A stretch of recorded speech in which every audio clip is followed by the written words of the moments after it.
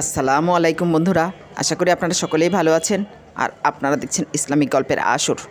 Ibn Hisham বলেন, উম্মু আমারা নাসিবা বিনতে কাব মাজিনী রাদিয়াল্লাহু আনহু উহুদ দিবসে যুদ্ধে অংশগ্রহণ করেন। এ প্রসঙ্গে সাইদ ইবন আবু জায়েদ আনসারি বলেন যে, উম্মু সাদ বিনতে সাদ ইবন রাবি বলতেন, আমি একদিন উম্মু আমারার নিকটে গিয়ে বললাম, খালা, আপনার যুদ্ধ অভিজ্ঞতা সম্পর্কে কিছু বলুন। তিনি বললেন, ওই দিন আমি সকালের দিকে বের হয়ে পড়ি। লোকজন কি করছে আমি তা দেখছিলাম।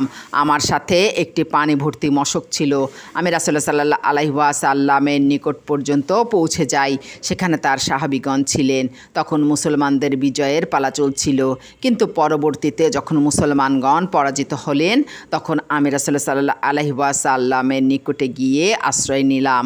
আমি তাকে রক্ষার জন্যে সরাসরি যুদ্ধে লিপ্ত হই, তরবারি পরিচালনা করি এবং তীর নিক্ষেপ করে শত্রুদেরকে দূরে তাড়িয়ে দিই। এতে আমি জখম হই। বর্ণনাকারী বলেন, আমি তার কাঁধে জখমের চিহ্ন দেখেছি। সেটি ছিল বৃত্তাকার গভীর গর্ত। কে এই আঘাত করেছিল তা আমি তাকে জিজ্ঞাসা করি। তিনি বললেন, ওই আঘাত করেছিল অভিশপ্ত ইবন কামিয়া। সাথীগণ রাসূলুল্লাহ সাল্লাল্লাহু আলাইহি ওয়াসাল্লাম থেকে দূরে চলে যাওয়ার পর সে এসে বলল, মুহাম্মদ কোথায়? আমাকে দেখিয়ে দাও। সে বেঁচে থাকলে আমার রক্ষা নেই। আমি নিজে, মুসআব ইবন উমায়র এবং অন্য কতক লোক রাসূলুল্লাহ সাল্লাল্লাহু আলাইহি ওয়াসাল্লামকে রক্ষার জন্যে দাঁড়িয়ে গেলাম। তখন সে আমার ওপর এই আক্রমণ চালায়। আমি তাকে পাল্টা কয়েকবার আক্রমণ করি, কিন্তু আল্লাহর সে দুশমন দুটো লৌহবর্ম পরিহিত ছিল, যার ফলে তার গায়ে আঘাত লাগেনি। ইবন ইসাক বলেন, আবু দুজানা নিজে ঢাল স্বরূপ রাসূলুল্লাহ সাল্লাল্লাহু আলাইহি ওয়াসাল্লামের সম্মুখে দাঁড়িয়ে যান। তিনি রাসূলুল্লাহ সাল্লাল্লাহু আলাইহি ওয়াসাল্লামের দিকে মুখ করে একটুখানি ঝুঁকে অবস্থান নেন।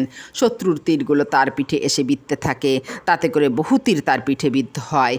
ইবন ইসাক বলেন, আসিম ইবন উমর ইবন কাতাদা আমাকে জানিয়েছেন যে রাসূলুল্লাহ সাল্লাল্লাহু আলাইহি ওয়াসাল্লাম তার ধনুক দিয়ে তীর নিক্ষেপ করেছিলেন। এক পর্যায়ে ধনুকের মাথা দুটি ভেঙে যায়। কাতাদা ইবন নুমান ওই ধনুক নিয়ে যান, সেটি তার নিকটেই থাকতো। ইবন ইসাক বলেন, বনু আদি ইবন নাজ্জার গোত্রের লোক কাসিম ইবন আব্দুর রহমান বলেছেন, আনাস ইবন মালিকের চাচা আনাস ইবন নাজর গিয়ে পৌঁছলেন ওমর ইবন খাত্তাব ও তালহা ইবন উবাইদুল্লাহ সহ কতক মুহাজির ও আনসার সাহাবীর নিকট। তারা সকলে তখন হাত গুটিয়ে বসেছিলেন। তিনি বললেন, আপনারা হাত গুটিয়ে বসে আছেন কেন? তারা বললেন, রাসূলুল্লাহ সাল্লাল্লাহু আলাইহি ওয়াসাল্লাম তো নিহত হয়েছেন। তিনি বললেন, তাহলে রাসূলুল্লাহ সাল্লাল্লাহু আলাইহি ওয়াসাল্লামের অবর্তমানে আপনাদের বেঁচে থাকার অর্থ কী? বরং উঠুন, যুদ্ধ করুন। যে জন্যে রাসূলুল্লাহ সাল্লাল্লাহু আলাইহি ওয়াসাল্লাম প্রাণ দিয়েছেন, আপনারাও সেই উদ্দেশ্যে প্রাণ বিসর্জন দিন। এরপর তিনি শত্রুদের মুখোমুখি হলেন এবং যুদ্ধ করতে করতে শহীদ হলেন। তার নাম অনুসারেই আনাস ইবন মালিকের নাম রাখা হয়। হুমায়দ আত-তাবিল আমাকে জানিয়েছেন যে আনাস ইবন মালিক বলেছেন, উহুদের দিবসে আমরা আনাস ইবন নাজরের দেহে 70টি আঘাত দেখেছি। একমাত্র তার বোন ব্যতীত অন্য কেউ তার লাশ শনাক্ত করতে পারেনি। তার হাতের আঙ্গুল দেখে তিনি তাকে শনাক্ত করেছিলেন। ইবন হিশাম বলেন, কেউ কেউ আমাকে জানিয়েছেন যে আব্দুর রহমান ইবন আউফ সেদিন মুখে আঘাত পেয়েছিলেন, তাতে তার দাঁত ভেঙে গিয়েছিল। তার দেহে 20টিরও বেশি আঘাত লেগেছিল। তার কতক ছিল পায়ে, ফলে তিনি খুঁড়িয়ে চলতেন। ইবন ইসাক বলেন, মুসলমানদের ছত্রভঙ্গ হওয়া এবং রাসূলুল্লাহ সাল্লাল্লাহু আলাইহি ওয়াসাল্লাম নিহত হয়েছেন, এই গুজব রটনার পর রাসূলুল্লাহ সাল্লাল্লাহু আলাইহি ওয়াসাল্লামকে সর্বপ্রথম শনাক্ত করেন কাব ইবন মালিক রাদিয়াল্লাহু আনহু। জুহরি বলেছেন যে এ প্রসঙ্গে কাব ইবন মালিক বলেছেন, আমি দেখতে পেলাম যে রাসূলুল্লাহ সাল্লাল্লাহু আলাইহি ওয়াসাল্লামের শিরস্থানের নিচ দিয়ে তার চোখ দুটি থেকে আলো ঠিকরে বেরোচ্ছে। আমি উচ্চস্বরে চিৎকার করে বলে উঠলাম, হে মুসলমানগণ, সুসংবাদ নিন, এই যে রাসূলুল্লাহ সাল্লাল্লাহু আলাইহি ওয়াসাল্লাম এখানে আছেন। রাসূলুল্লাহ সাল্লাল্লাহু আলাইহি ওয়াসাল্লাম ইশারায় আমাকে চুপ থাকতে বললেন। ইবন ইসাক বলেন, মুসলমানগণ রাসূলুল্লাহ সাল্লাল্লাহু আলাইহি ওয়াসাল্লামকে চিনতে পেরে তাকে ধরে উঠালেন। তিনি তাদের সাথে গিরিপথের দিকে রওনা হলেন। আবু বকর সিদ্দিক রাদিয়াল্লাহু আনহু, ওমর ইবন খাত্তাব রাদিয়াল্লাহু আনহু আলী ইবন আবু তালিব রাদিয়াল্লাহু আনহু, তালহা ইবন উবাইদুল্লাহ রাদিয়াল্লাহু আনহু, জুবাইর ইবন আওয়াম রাদিয়াল্লাহু আনহু, হারিস ইবন সামহ রাদিয়াল্লাহু আনহু ও অপর একজন মুসলমান তখন তার সাথে ছিলেন। তিনি বিশ্রাম নিচ্ছিলেন। এ সময় উবাই ইবন খালফ সেখানে হাজির হয়। ইবন ইসাক বলেন, সালি ইবন কায়সান ইবন আব্দুর রহমান ইবন আউফ আমাকে জানিয়েছেন যে মক্কায় রাসূলুল্লাহ সাল্লাল্লাহু আলাইহি ওয়াসাল্লামের সাথে উবাই ইবন খালফের দেখা হলে সে বলতো, হে মুহাম্মদ, আমার একটি তেজি ঘোড়া আছে। প্রতিদিন আমি সেটিকে প্রায় 8 সের তাজা ঘাস খেতে দিই।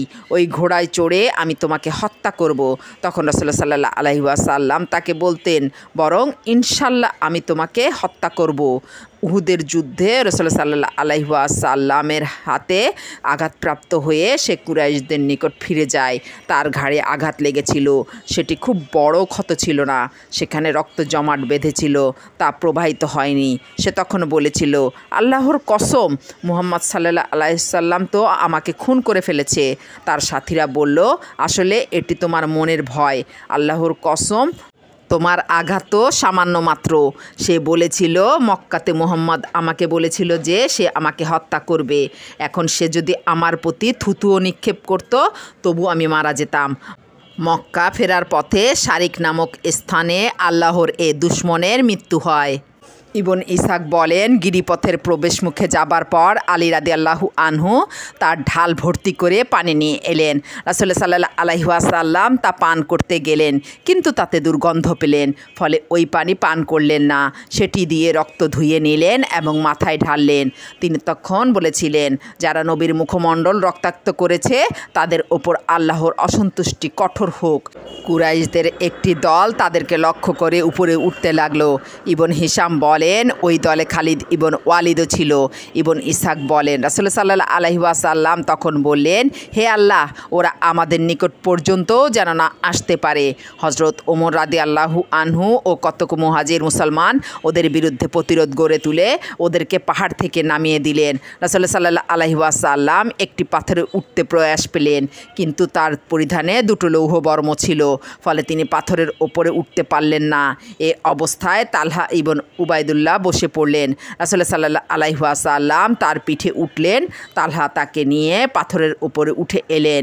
ইয়াহইয়া ইবন আব্বাদ জুবাইর রাদিয়াল্লাহু আনহু সূত্রে বর্ণনা করেন, তিনি বলেন, সেদিন আমি শুনেছি রাসূলুল্লাহ সাল্লাল্লাহু আলাইহি ওয়াসাল্লামের জন্যে তালহা যা করেছিলেন তার প্রেক্ষিতে তিনি বলেছিলেন, তালহার জন্যে জান্নাত অবধারিত হয়ে গিয়েছে। ইবন হিশাম বলেন, আফরার আজাদকৃত গোলাম উমর বলেছেন যে রাসূলুল্লাহ সাল্লাল্লাহু আলাইহি ওয়াসাল্লাম শরীরে আঘাতপ্রাপ্ত হওয়ায় ওই দিন জোহরের নামাজ বসে বসে আদায় করেন। মুসলমানগণও বসে বসে নামাজ আদায় করেছিলেন।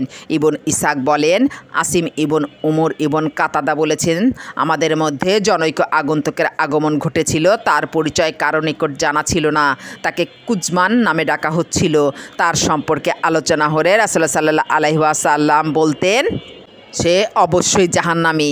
উহুদ দিবসে মুসলমানদের সপক্ষে সে প্রচণ্ড যুদ্ধ করে। 7-8 জন মুশরিককে সে একাই হত্যা করে। সে খুব শক্তিশালী ছিল। এক পর্যায়ে শত্রুপক্ষের আঘাতে আঘাতে সে অচল হয়ে পড়ে। বনু জফর গোত্রের এলাকায় তাকে বয়ে নিয়ে যাওয়া হয়। তার সম্পর্কে মুসলমানগণ বলতে থাকেন যে, হে কুজমান, তুমি আজকে ভীষণ কষ্ট ভোগ করেছ, এর বিনিময়ে পুরস্কারের সুসংবাদ গ্রহণ করো। সে বলল, কেমন সুসংবাদ নেব? আমি তো লড়াই করেছি আমার সম্প্রদায়ের ইজ্জত রক্ষার্থে, তা না হলে আমি আদৌ লড়াই করতাম না। এক পর্যায়ে তার ক্ষতস্থানে ভীষণ ব্যথা শুরু হয়। নিজের তৃণ থেকে সে একটি তীর বের করে সেটি দ্বারা সে আত্মহত্যা করে। ইবন ইসাক বলেন, উহুদ যুদ্ধে নিহতদের একজন ছিলেন মুখায়রিক। তিনি বনু সালাবা ইবন গিতুন গোত্রের লোক ছিলেন। উহুদ দিবসে তিনি তার সম্প্রদায়কে ডেকে বললেন, হে ইহুদি সম্প্রদায়, আল্লাহর কসম, তোমরা তো জানো যে মুহাম্মদ সাল্লাল্লাহু আলাইহি ওয়াসাল্লামকে সাহায্য করা তোমাদের কর্তব্য। তারা বলল, আজ তো শনিবার। বললেন, তোমাদের কোনো শনিবার নেই। তিনি তার যুদ্ধ সরঞ্জাম ও তরবারি নিয়ে বেরিয়ে পড়লেন এবং বললেন, আমি যুদ্ধে নিহত হলে আমার সকল ধন সম্পদ মুহাম্মদ সাল্লাল্লাহু আলাইহি ওয়াসাল্লামের জন্য হয়ে যাবে। তিনি ওই সম্পদে যা চান তাই করবেন।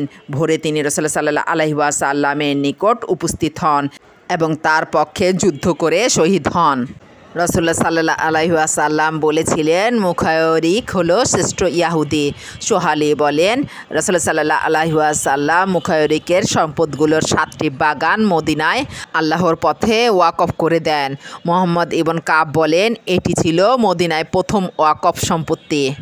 ইবন ইসহাক বলেন, হুসাইন ইবন আব্দুর রহমান আবু হুরায়রা রাদিয়াল্লাহু আনহু থেকে বর্ণনা করেন, তিনি বলতেন যে, আপনারা আমাকে এমন একজন লোকের নাম বলুন যে জান্নাতে প্রবেশ করেছে অথচ এক ওয়াক্ত নামাজও পড়েনি।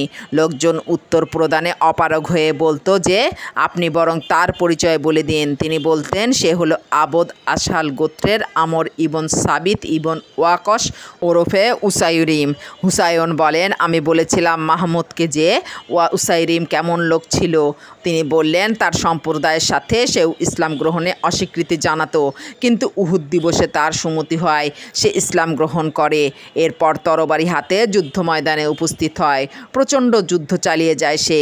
এক পর্যায়ে সে আহত হয়। বনু আব্দুল আশাল গোত্রের লোকেরা তাদের যুদ্ধের ময়দানে নিহত ব্যক্তিদের লাশ খুঁজছিল। হঠাৎ তারা উসাইরিমকে দেখতে পায়। তারা বলে, এ উসাইরিম, সে এখানে কেন এলো? আমরা তো তাকে বাড়িতে রেখে এসেছি, কারণ সে ইসলাম গ্রহণে অস্বীকৃতি জ্ঞাপন করেছিল। তারা বলল, হে আমর, তুমি যুদ্ধের ময়দানে কেন এসেছো? আপন সম্প্রদায়ের প্রতি বিরক্তি হেতু, না ইসলামের প্রতি আকৃষ্ট হয়ে? তিনি বললেন, বরং আমি এসেছি ইসলামের প্রতি আকৃষ্ট হয়ে। আমি আল্লাহ ও তার রাসূলের প্রতি ঈমান এনেছি। আমি ইসলাম গ্রহণ করেছি। তারপর তরবারি হাতে বেরিয়ে রাসূলুল্লাহ সাল্লাল্লাহু আলাইহি ওয়াসাল্লামের সাথে মিলিত হয়েছি। এরপর আমি এমনকি আহত ও আঘাতপ্রাপ্ত হয়েছি, যা এখনও আমার দেহে বিদ্যমান আছে। এর অল্প কিছুক্ষণ পরই তাদের চোখের সামনে তিনি শহীদ হন। তার কথা রাসূলুল্লাহ সাল্লাল্লাহু আলাইহি ওয়াসাল্লামকে জানানো হলো। তিনি বললেন, সে জান্নাতি।